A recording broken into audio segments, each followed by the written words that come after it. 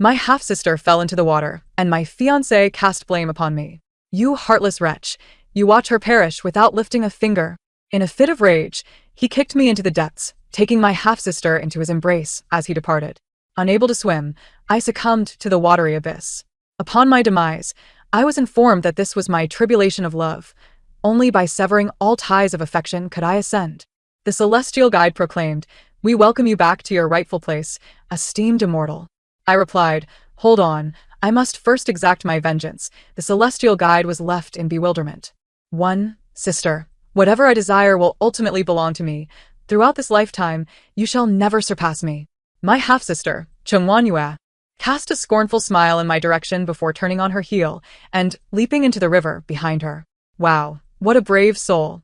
She dares to plunge into the river in the dead of winter. Before I could fully digest this audacity, my fiancé, Shen Chong, rushed over in haste, diving into the water after her. Shen Chong was quite the swimmer and soon managed to rescue Chenghuanyue. She nestled against him, her eyes brimming with tears as she gazed at me, murmuring, "Sister, I do not blame you." I responded, If one's mind falters, consulting a physician may be in order," I retorted, utterly speechless. Chenghuanyue pouted, her eyes glistening with unshed tears, presenting a woeful visage. I was not swayed by her theatrics, yet Shen Chong was evidently charmed. With a look of disappointment, he admonished me, "Chenghuanqing, how could your heart be so cruel as to abandon your own sister in her time of peril?" I replied, Why should I intervene? Shen Chong arrived almost immediately after Chenghuanyue fell into the water. Besides, I couldn't swim. Would I leap in and shout for help alongside her? I found Shen Chong utterly unreasonable, and upon hearing my words, he deemed me equally incomprehensible. "Chenghuanqing, I never imagined you to be such a person," Shen Chong exclaimed, his expression one of heartache. Chenghuanyue coughed a few times before pretending to be magnanimous, replying, "Brother Shen, I understand. Sister has never liked me. It is my fault, and all of this is Huanyue's doing. I deserve it." I felt an overwhelming urge to roll my eyes. Wasn't this all self-inflicted? Yet, upon hearing this, Shen Chong appeared deeply sympathetic. I will surely take your side." At this point, I genuinely rolled my eyes. "Shen Chong, get your facts straight. I am your fiancé. Who do you intend to defend?"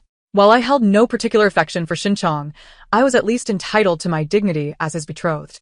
I was about to suggest that we annul the engagement, so I wouldn't hinder their budding romance, when Chenghuanyue interjected. "Sister, I truly have no intention of competing for Brother Shen's affection. I do indeed have feelings for him, but I would never vie with you for his love, I promise." "Sister, you must believe me," Shen Chong interjected. "Enough. Chenghuanqing, you are in the wrong this time. Apologize to Iu." I responded, Are you out of your mind?" Shen Chong was genuinely unwell, in a rather severe sense. Infuriated by my words, he declared, "Since you refuse to apologize, I shall return the favor in kind." With that, he forcefully shoved me into the river. I exclaimed, Chenghuanqing, reflect on your actions." Shen Chong tossed this remark over his shoulder as he strode away. I was utterly taken aback. I couldn't swim. At that moment, I felt no inclination to ponder Shen Chong's sanity. Instinct compelled me to cry for help. However, Shen Chong, cradling Chenghuanyue, departed without a backward glance. And with no one around to assist, it became inevitable I drowned. Never had I felt such utter disbelief in my life. I could never have imagined that I would perish in my prime. More crucially, I had died, yet it seemed I had not truly departed. 2. I observed as my physical form gradually sank to the riverbed. Meanwhile, my ethereal essence floated to the surface, suspended above the water. Had I become a ghost? This thought had scarcely crossed my mind when a radiant figure clad in colorful garments descended from the horizon. "Wow, a fairy!" I marveled. As the fairy landed before me, my words caused her to stumble slightly. "Are you all right, little fairy?" I rushed to steady her. She regained her balance and respectfully bowed, proclaiming, "Welcome back, Celestial Sovereign." I paused, pointing to myself. "Me? Celestial Sovereign?" The fairy nodded, elaborating, "The Celestial Sovereign has encountered obstacles in cultivation and thus descended to endure tribulations for 100 lifetimes. This current existence is the Sovereign's final life. Shen Chong is the Sovereign's love tribulation. Now that the love tribulation has been resolved, the Sovereign must sever all emotional ties and ascend to return to the celestial realm. Shen Chong is my love tribulation?" My expression soured significantly. How blind had I been? The fairy nodded repeatedly. Indeed, once the sovereign returns to the celestial realm, all memories will be restored, and understanding will follow. I nodded, signaling my comprehension. The fairy continued. I humbly request the sovereign accompany me back to the celestial realm. Wait a moment, I interjected. The fairy looked puzzled, asking, does the sovereign have further matters to discuss? I wish to exact revenge first, I replied. Xin Chong and Chen Wanyue, the wretched pair, had caused my demise. Surely, I must teach them a lesson? The fairy hesitated, then urged, the sovereign must not. Severing emotions and abandoning desires includes the sentiment of hatred. The sovereign must not jeopardize their merits. I rolled my eyes. So, I am to be bullied without recourse? What kind of celestial sovereign does that make me? The fairy was momentarily taken aback by my bluntness. Before she could respond, I heard commotion not far from the riverbank. Lifting my gaze, I saw members of the Chung family approaching. My mother led the way, weeping profusely, followed by a throng of servants. Once they reached the riverbank, the servants began to wade into the water, and it wasn't long before my lifeless body was retrieved. My mother cradled my corpse, sobbing uncontrollably, my child, why did you leave me? Who could be so heartless as to take my child's life? Upon hearing this, I realized my mother likely remained unaware of Xin Chong's treachery. I pondered how to reveal the truth of my demise to her when Xin Chong rushed over. Upon seeing my body, he froze in shock. How could Cheng Wanqing be dead? My mother cried, Xin Chong, you must help me find the one responsible for my daughter's death. Xin Chong stood there, silent and incredulous. The fairy explained to me. The fate scroll indicates that Xin Chong's beloved is the celestial sovereign, but Cheng Wanyue intervened, leading Xin Chong to misunderstand.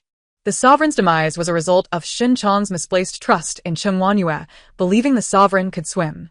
I fell into a prolonged silence, overwhelmed by the absurdity of it all. Did he truly harbor feelings for me? And what delusion led him to think I could swim? Had his mind been befuddled by a donkey's kick? I inquired of the fairy, what of the latter part of the fate scroll? Do they receive their comeuppance? The fairy fell silent, her expression betraying her reluctance to speak. I could sense trouble brewing. Speak, I commanded, my gaze icy. Perhaps my status was indeed formidable. My cold tone compelled the fairy to lower her head and divulge everything. After the sovereign's death, Xin Chong languished in despair for a considerable time. Cheng Wanyue took advantage of this, comforting him and encouraging him to move on. Over time, he became enamored with her, emerging from his sorrow, achieving high rank, and marrying Cheng Wanyue. I was left speechless. So, I had died in vain? I was ready to roll up my sleeves. No one shall hinder me. I will ensure this wretched pair pays. The fairy's face paled in fear. Please, sovereign, do not. 3. Though I am the celestial sovereign, I currently possess neither memory nor celestial powers. The fairy easily restrained me. She pleaded earnestly. The sovereign cannot harm them. It is far more crucial to return to the celestial realm. Unable to overpower her, I resolved to employ cunning. Revenge was not an option I could forego. I shot her a glance and declared, I shall not trouble them. However, I cannot depart just yet. I must bid farewell to my mother. The fairy hesitated, but... What? Do you still intend to dictate my actions? I deliberately adopted a frosty demeanor. The fairy, trembling, responded, I would not dare. Enough. Stop chattering incessantly in my ear. It's quite bothersome. I assure you, I will not harm those two. You may leave now and return in a couple of days to fetch me. I feigned an expression of impatience. The fairy hesitated momentarily, but upon receiving a cold glare from me, she gritted her teeth and acquiesced. TSK. It seems I still possess some authority in the realm of immortals. The fairy departed, glancing back multiple times. Meanwhile, during this exchange with the little fairy, my parents along with Xin Chong had already taken my body away. Once she was gone, I immediately drifted towards my home. If I do not deal with this pair of scoundrels, how can I maintain my dignity upon returning to the heavenly realm? I, Cheng Wanqing, am not a magnanimous person. First, I went to check on my parents. They were weeping uncontrollably, their cries nearly rendering my ghostly ears deaf. I could hardly bear it. I swiftly changed location, preparing to confront Xin Chong. Xin Chong was not in his own room. Instead, he was stealthily climbing into Cheng Wanyue's window in the dead of night. Cheng Wanqing cannot swim. Can she? Xin Chong questioned Cheng Wanyue with a frosty demeanor. Cheng Wanyue lay in bed, her beauty reminiscent of a lotus in clear water, and upon hearing Xin Chong's words, tears streamed down her cheeks before she could even respond. Brother Xin, Are you doubting me? I have never wished to harm my sister's life. Moreover, I have never laid a finger on her. I, too, am deeply pained by her death. Are you here to force me into despair? Cheng Wanyue's words were drenched in sorrow, and perhaps Shin Chong, finally having his mind occupied by my demise, was momentarily taken aback. He did not immediately accept Cheng Wanyue's words but scrutinized her with suspicion. Why did you not intervene when I caused Cheng Wanqing to fall into the water? I was unaware that my sister could not swim. Besides, she has always had company. Someone would surely save her, Cheng Wanyue replied, her demeanor turning despondent. If Brother Shin does not believe me, what use is there in my speaking further? Very well, if I am indeed the cause of my sister's demise, then I shall atone with my wretched life, Cheng Wanyue declared, rising from her bed and heading straight for the pillar in the room. Her movements were swift. However, Shin Chong stood beside the pillar. Thus, in her attempt to collide with it, she would inevitably pass by him. Could Shin Chong truly allow Cheng Wanyue to take her own life? His expression changed drastically, and he rushed to intervene. I pondered for a moment, deducing that Cheng Wanyue would likely tumble directly into Shin Chong's embrace. TSK. Cheng Wanyue's little scheme was rather clever, was it not? Naturally. I had no desire to see her succeed. Regrettably, having just become a ghost, I was still unfamiliar with my spectral abilities and lacked any substantial powers to intervene. All I could do was make a feeble attempt to tug at Shin Chong. To my astonishment, I actually managed to grasp him. Shin Chong was evidently taken aback. In that moment of distraction, he missed the chance to stop Cheng Wanyue. Thus, the scene transformed into Shin Chong watching in horror as Cheng Wanyue collided headfirst with the pillar. Cheng Wanyue's performance was remarkably convincing. Upon striking the pillar, she appeared dazed, staring incredulously at the object before her. Then, with a resounding thud, she collapsed to the ground, a bump forming on her forehead from the impact, and another on the back of her head when she hit the floor. It was a perfect demonstration of equal misfortune. I silently applauded her, cheering for Cheng Wanyue. However, it did not end there. The commotion from her fall attracted the servants outside, and maids rushed into the room, only to find Cheng Wanyue unconscious on the floor in her nightgown, with Shin Chong standing beside her, looking utterly bewildered. Silence enveloped the room. What calamity! The eldest daughter's remains were barely cold, and now her fiancé and the second daughter were entangled. In the dead of night, the Cheng residence was ablaze with lights. Cheng Wanyue's collision would not lead to her death, but it was a rather severe blow nonetheless. My father gazed at Cheng Wanyue, a hint of pity in his eyes. Someone, fetch a doctor for the second young lady. My mother scoffed, fetch a doctor for what? My son's remains are barely cold, and they are consorting together. This pair of scoundrels ought to be thrown into the pond. As she spoke, my mother seized a teapot from the side and, regardless of whether its contents were hot or cold, doused Cheng Wanyue's face, startling her awake. Upon regaining consciousness, Cheng Wanyue appeared somewhat bewildered.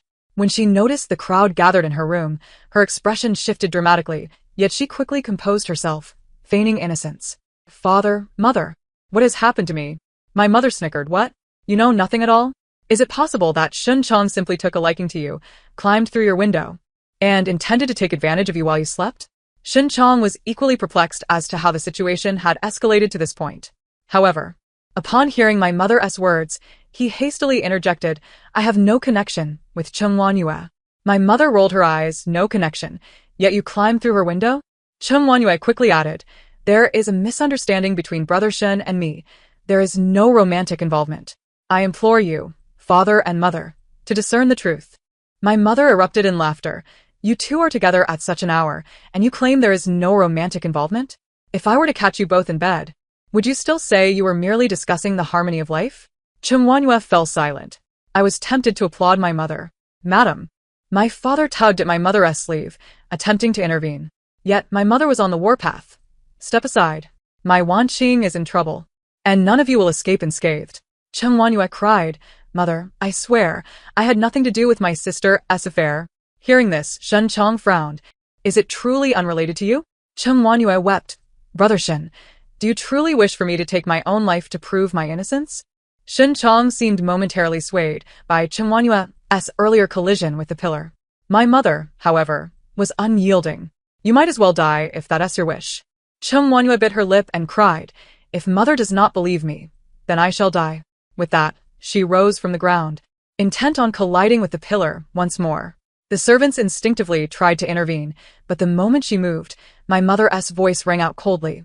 When someone desires death, what is there to save? Are we merely playing along with the charade? The servants halted in their tracks, daunted. My mother continued, if one collision does not suffice, then let her strike again. If that does not work, I can provide poison or a white silk ribbon. If she is so determined to die, I must oblige her. Mustn't I? Cheng Wanyue had already reached the pillar. Striking was not an option, nor was refraining from doing so. Ultimately, she gritted her teeth and struck the pillar once more, collapsing to the ground. Initially, my mother intended to splash water on her to wake her, but Shen Chong, this troublesome individual, suddenly spoke up. Enough. Is Madame Cheng attempting to drive the second young lady to her death? My mother found this amusing. And you claim there is no impropriety? Shen Chong, your status is lofty, and I cannot touch you. But should I discover any connection between you and Wan Qing's death, I will ensure your demise. With that, my mother dramatically swept her sleeve and departed. Shen Chong cast one last somber glance at the unconscious Cheng Wanyue before turning to leave as well. Thus, the situation unfolded. I was dead. Cheng Wanyue was the instigator, and Shen Chong the executor. My mother lacked evidence. Shen Chong likely believed Cheng Wanyue's claims of self-sacrifice. I stroked my chin, contemplating how to orchestrate my revenge. Given that I was still a novice ghost, utterly uninformed, it was imperative that I first augment my abilities. As for that fairy, who was solely intent on returning me home, she would undoubtedly not impart any spells. I could not rely on her. I pondered for a moment, and then floated towards the local infamous Potter's Field. This place had a certain notoriety. Affluent households often disposed of their dead there. When wealthy families face demise, one must wonder if they harbored any grievances. Where there is grievance, there is the potential for powerful spirits. Primarily, they all hail from affluent families, making it easy to encounter acquaintances, or rather, familiar spirits, who are well-versed in each other's circumstances, thus enabling them to provide assistance where needed. I must say, fortune smiled upon me as I chanced upon one such spirit. Cheng Wanqing? As I drifted into the graveyard, a familiar voice reached my ears. It was the young lady from next door, surnamed Tan, with the given name Yuanqing. Tan Yuanqing was renowned in our circle as a pitiable figure. Her lineage was illustrious.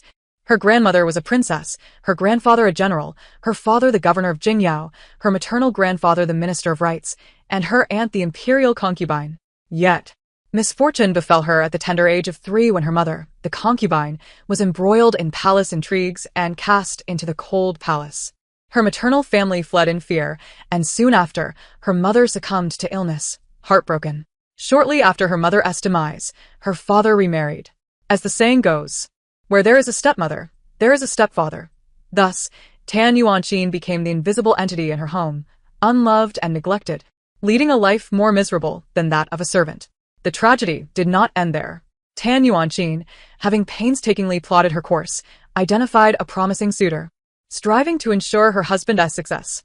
Ultimately, however, she was betrayed by her husband and sister, who conspired against her, leading to her demise under the false accusation of infidelity, met with a brutal end. Meanwhile, her sister and her erstwhile beloved husband found solace in each other's arms. Reflecting upon this, my heart aches for her plight. Tan Yuanqing floated before me, her expression brightening upon seeing me. Cheng Wanqing, it truly is you. With a smile, she expressed her curiosity. How is it that you two have met your end? I was somewhat taken aback. Are you unaware of my circumstances? It seemed implausible, as the news of my death had spread throughout the capital in recent days. Upon hearing my question, Tan Yuanqing's demeanor shifted to one of despondency.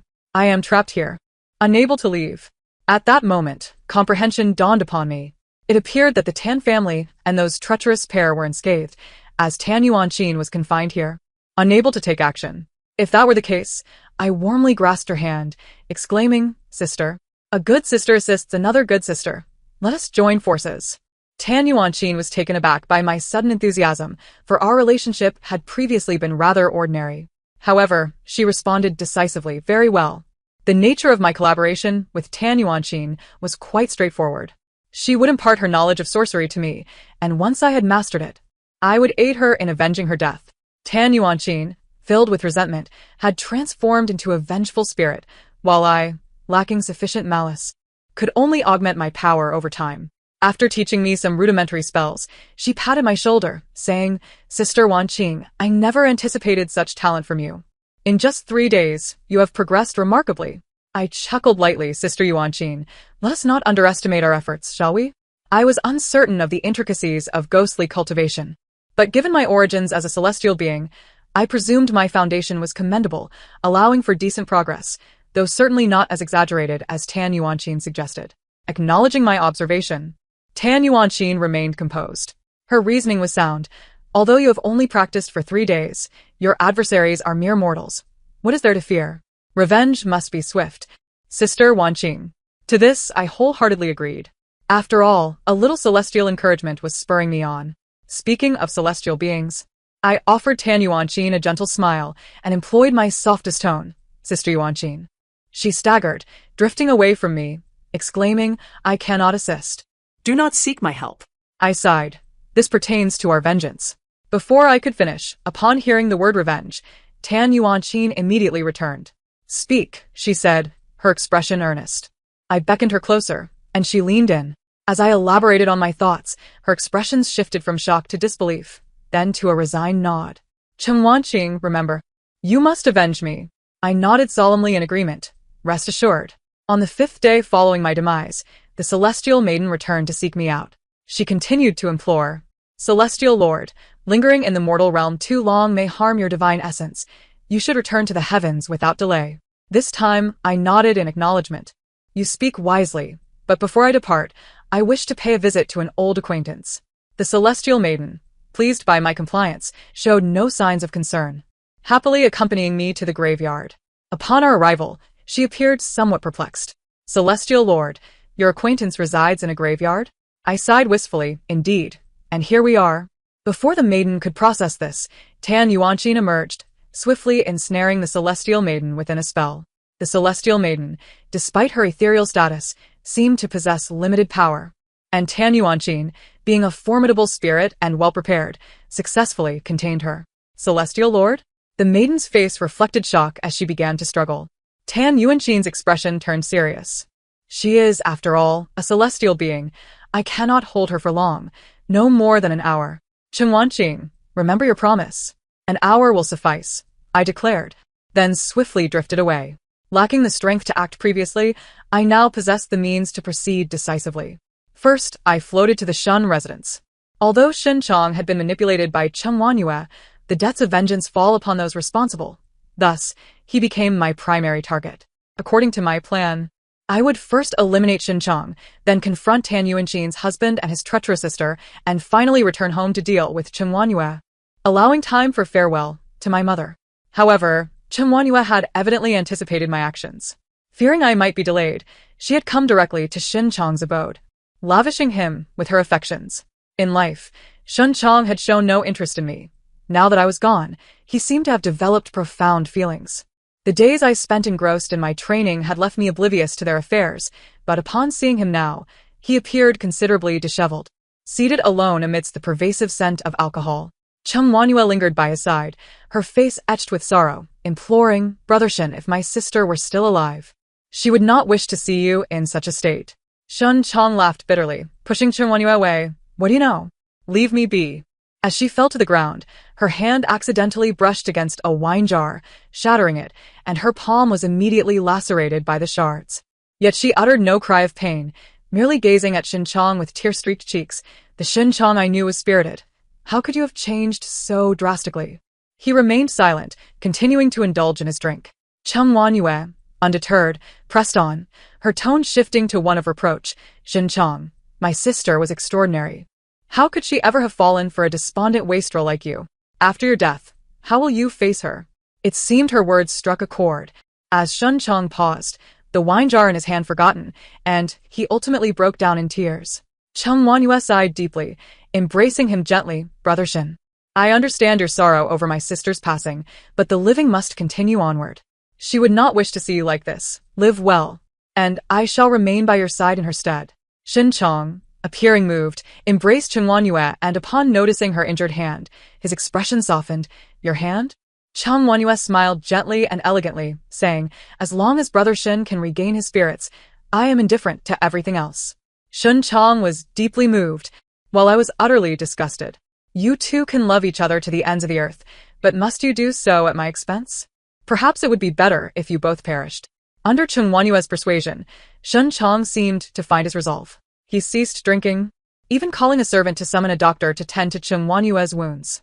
Chung Wanyue softly shook her head, insisting she was fine, while Shun Chong gazed at her with eyes full of tender affection. In that moment, one could surmise that if the atmosphere grew any more intense, it would ignite like dry tinder in a blaze. I wouldn't mind witnessing a good show, but alas, my time was limited, so I decided to hasten their demise. I had long since devised a plan. Shun Chong had caused my drowning, so it was only fitting that he experience a taste of his own medicine. As Shun Chong and Chung Wanyue were lost in their passionate reverie, the next moment, he was abruptly lifted into the air. Shun Chong was bewildered, and Chung Wanyue was dumbfounded. "Brother Shun," she exclaimed in alarm, but she could only watch helplessly as Shun Chong's body soared uncontrollably away. Shun Chong ascended, while Chung Wanyue chased after him below. What a heart-wrenching scene. Until Shun Chong flew over the Shin family's lake, I merely gestured, and he plummeted into the water. Upon witnessing this, Chung Wanyue cried out, "Someone help. Brother Shin has fallen into the water." Originally, she had come to the Shun residence stealthily, but this shout naturally caused quite a stir, and concerns of reputation were likely the last thing on her mind. My original design had not included Chung Wanyue meeting a watery fate, but seeing her so devoted, I thought it better to dismantle a temple than a marriage. Thus, with another flick of my hand, I sent Chung Wanyue into the water as well. Both Chung Wanyue and Shun Chong could swim, so ordinarily they would be fine. But alas, they were now embroiled in a ghostly revenge. I floated on the shore, watching them struggle in the lake as the water weeds rose and ensnared them, dragging them towards the depths. The servants who jumped in to save them could not reach them at all. The very individuals capable of rescuing them were right before their eyes, yet they could only watch in despair as those rescuers repeatedly missed their grasp, ultimately suffocating in anguish.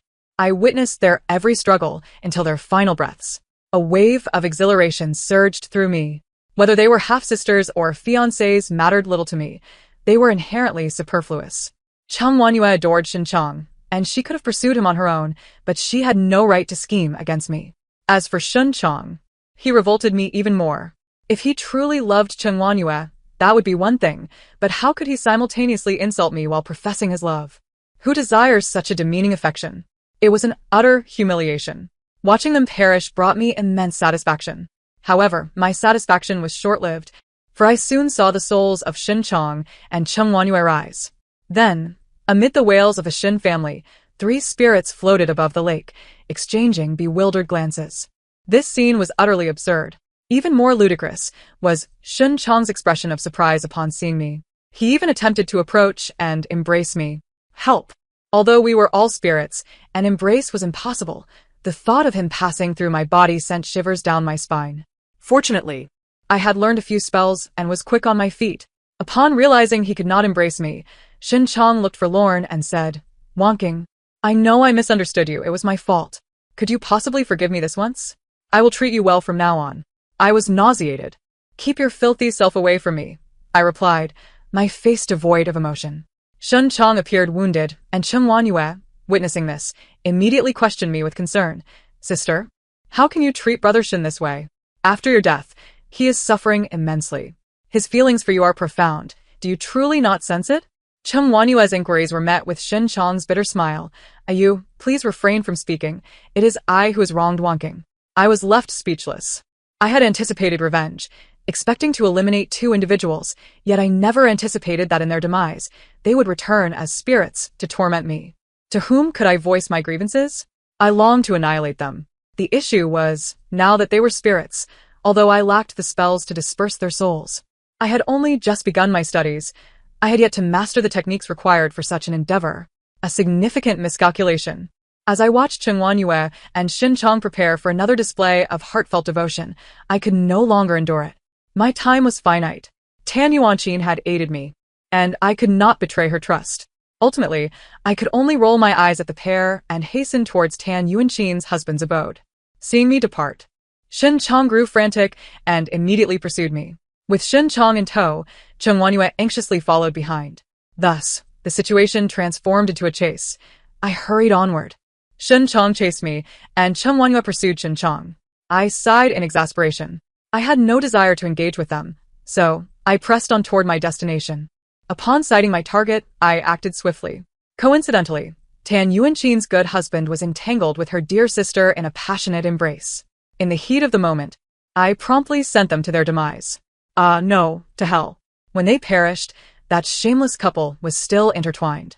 I believed Tan Yuanqin would appreciate such a fate. Having practiced for several days, I found myself moving swiftly, and by the time Shen Chong and Chen Wanyue arrived, that couple was long dead. Chen Wanyue's immediate response was to question me. Sister, how could you have become like this? How dare you kill indiscriminately? Shen Chong, equally incredulous, mournfully questioned, Wonking, what has caused this change in you? In response, I succinctly replied, insane. Before Shen Chong and Chen Wanyue could retort, a celestial maiden arrived. She had finally broken through the formation set by Tan Yuanqin. Gazing at me, her expression was complex. Upon seeing Shen Chong and Chen Wanyue, her demeanor grew even more intricate. Ultimately, she could only ask, Celestial Lord, can we return now? With a mournful countenance, I accompanied the celestial maiden back to the celestial realm. There was no other choice. Upon learning of my actions against Shen Chong and Chen Wanyue, the celestial maiden could no longer trust me. Even more absurdly, Shen Chong and Chen Wanyue were also brought back to the celestial realm alongside her. I was left dumbfounded. However, this time, the celestial maiden required no further explanation. As soon as I returned to my rightful place in the celestial realm, all my memories flooded back to me. Then, I was once again confronted with a wave of revulsion. My Dharma name is Qinglan, the first female celestial lord of the celestial realm. Years ago, after a confrontation with the demon realm, my cultivation suffered, necessitating my descent to endure tribulation. Originally, my tribulation did not involve this ghostly romantic entanglement. That was Shen Chong's fate. Shen Chong was my senior brother, and we were meant to be childhood sweethearts, yet he had always treated me with disdain. I was no masochist. Given his poor treatment of me, I naturally distanced myself from him. It had not mattered much, but once I descended to endure my tribulation, Shen Chong, under the guise of concern for me, followed me down. He claimed it was to assist me during my trials, and even sought the Star Lord of Destiny to arrange several lifetimes of profound love for us. I was bewildered. I outright declined. I had never encountered such an absurd situation. Shen Chong followed me down, and the celestial maiden who secretly adored him, none other than Chen Wanyue, also descended alongside him. Before descending, she had stolen a red thread from the matchmaker god to bind herself to Shen Chong. I was astounded. What a playful turn of events. But what did it have to do with me? Was I merely an unwitting pawn in their game? With my memories restored, it was only natural that Shen Chong regained his as well. He gazed at me, his expression deeply moved, his voice hoarse. Qinglan. That utterance was truly enough to bring tears to the listener's eyes. I did not weep. Instead, I felt a surge of nausea. I summoned my fated sword, aiming it directly at Shen Chong. Shen Chong was momentarily taken aback. Then, as if struck by a profound revelation, exclaimed, Qinglan, how could you possibly point your sword at me? Are our feelings, our shared past, all mere illusions? I could barely contain my laughter at the absurdity. What feelings could there possibly be between us? Upon hearing this, Shen Chong forced a bitter smile and replied, Qinglan, if my heart were not bound to you, how could I have descended to the mortal realm to aid you in your tribulations? I was utterly speechless. Aid me in my tribulations? He was clearly just creating trouble for me. Chen Wanyue, witnessing this, immediately joined the fray of accusations. Qinglan, Shen Chong holds an unwavering affection for you. Why do you refuse to consider him? Do you truly possess no heart? I let out a cold laugh. The reason I hadn't obliterated them before was due to my uncertainty on how to proceed.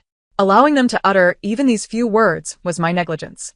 Without hesitation, I slashed my sword. Chen Wanyue's eyes widened in shock, and before she could utter another word, she was reduced to ashes. Shen Chong, in disbelief, questioned, Qinglan, how could you have become this way? How familiar those words sounded. They were almost wearing on my ears. I leveled my sword at Shen Chong once more and declared, prepare for battle. Shen Chong shook his head, saying, Qinglan, you know I would never harm you. I could not be bothered to engage in idle chatter with him and lunged forward with my sword. Some may claim they would not inflict harm upon me. Yet their lives are tragically fragile and they evade confrontation. As he dodged, realizing he could not escape, he was compelled to summon his own sword for defense. TSK, TSK, TSK. Thank goodness I did not place my faith in the words of deceitful men. Although Shen Chong was my senior brother, my aptitude for cultivation far surpassed his. He was no match for me.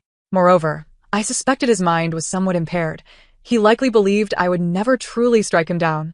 Hence he did not exert his full strength. Thus, when I precisely aimed for his weak point and pierced it with my sword, he wore an expression of utter disbelief. You truly intend to kill me? Shen Chong gasped in torment. Why? Qinglan, do you genuinely harbor no feelings for me at all? To this? My response was simple. The sooner you die, the sooner you can be silent.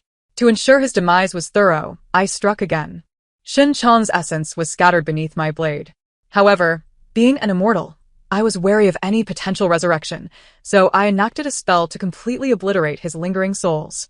Once I was assured he would not return, I felt a sense of relief. When the Heavenly Emperor received news and arrived, Shen Chong and Chen Wanyue had already perished utterly, with no chance of revival. He pointed a trembling finger at me, stammering you, yet failed to articulate his thoughts.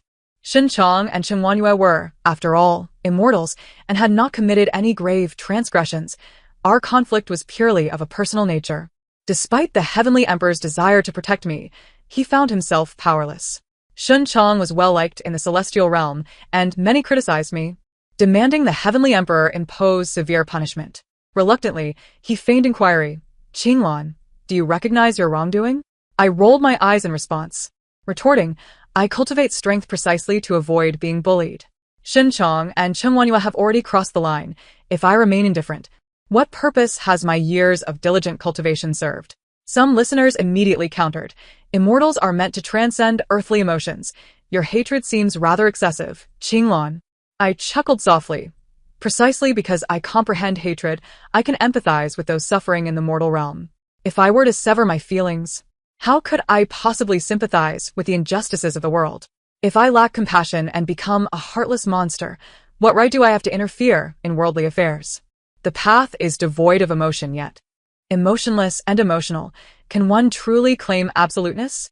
As an immortal, I should not cause harm for my own selfish desires. Yet, as a victim, why should I not seek vengeance? I found myself embroiled in a fierce debate with Shen Chong's allies.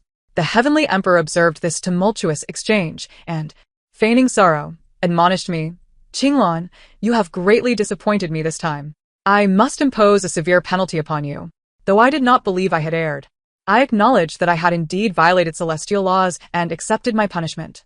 The Heavenly Emperor pondered before declaring, Thus, I shall sentence you to a century among mortals. To vanquish demons. How is this a punishment? Naturally, others were displeased. Observing their discontent, the Heavenly Emperor added, Since you deem this not a punishment, perhaps you would like to take on the task of exterminating demons yourselves? The denizens of the demon realm may not possess exceptional powers, but their underhanded tactics were far from easy to confront. These immortals, accustomed to comfort, were reluctant to accept such a challenge. Thus, the Heavenly Emperor made his final decree. It is settled. On the day of my departure, the Heavenly Emperor personally saw me off. With a smile, he patted my shoulder. That Shen Chong, I have long found him displeasing. Well done. He then added, Enjoy yourself. I waved goodbye to him without hesitation and plunged into the mortal realm. The first order of business upon my descent was to visit the Chung family, to see my mother from that lifetime. After the deaths of Shen Chong and Chen Wanyue, my mother likely suspected something, weeping bitterly before my spirit tablet. However, with my enemies vanquished, she had little left to do, ultimately finding a semblance of enlightenment and retreating to a nunnery for quiet contemplation. The divide between celestial and mortal realms made it inappropriate for me to meet her, so I discreetly left a protective talisman for her before departing. Subsequently, I sought out Tan Yuanqin. Not all souls escape the clutches of death and evade the grasp of the emissaries of the underworld. That wretched pair of lovers were dragged into hell upon their demise. I had investigated in the underworld and discovered that they would be reborn into the realm of beasts in their next life, a fitting punishment for their transgressions. Upon hearing this, Tan Yuanqin laughed through her tears. This life holds no regrets. This is merely the beginning. Would you like to join me in cultivation? I asked her with a smile. Naturally, she readily agreed. Tan Yuanqin had been trapped in the burial grounds due to her deep-seated grievances, unable to escape.